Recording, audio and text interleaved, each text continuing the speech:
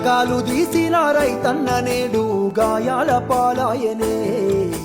రాజులే బతికిన రైతన్న నేడు దారిలే నోడాయనే. రాగాలు తీసిన రైతన్న నేడు గాయాల పాలాయనే.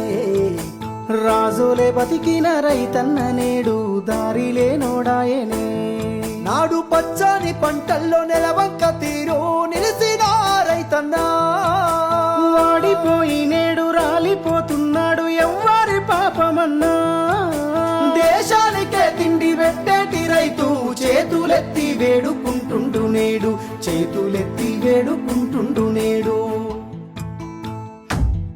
ఒక్క యూరియా బత్త కోసం పడిగా పూలు కాస్తున్నాడు.